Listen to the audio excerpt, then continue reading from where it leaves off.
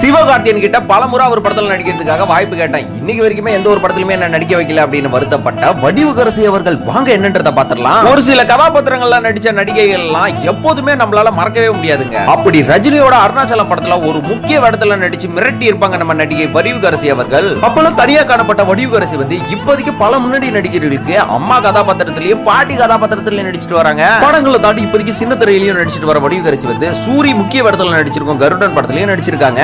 கருடன் படத்தோட இசை வெளியீட்டு விழாவில் சிறப்பு விருந்தினராக சிவகார்த்தியனும் கலந்துக்கிட்டாருங்க. அப்போதைக்கு மேடையில பேசின வடிவுக்கரசி வந்து பல நடிகர்கள் கூட நான் நடிச்சிட்டேன், இன்னைக்கு வரைக்குமே சிவகார்த்தியன் கூட நடிக்கிற வாய்ப்பு எனக்கு கிடைக்கல, நான் அவர்கிட்டயே கேட்டிருக்கேன், அவர் வந்து அடுத்த படத்துல நடிக்கலாம் அப்படின்னு சொல்லிக்கிட்டே போயிட்டே இருக்காரு, தவிர வாய்ப்பே தரல. இதை பார்த்து மேடைக்கு ஓடி வந்து சிவகார்த்தியன் வந்து அவங்களோட கைகளை பிடிச்சிக்கிட்டு அடுத்த படத்துல கண்டிப்பா உங்களுக்கு வாய்ப்பு இருக்கு அப்படின்னு சொல்லி அவங்கள சந்தோஷப்படுத்திருக்காருங்க. நம்ம வடிவுக்கரசி நடிச்சதுல உங்களோட ஃபேவரட் கதாபாத்திரம் என்னன்றத மறக்காம நம்ம கமெண்ட் பாக்ஸ்ல உங்களோட கமெண்ட்டை பதிவு பண்ணிட்டு போங்க.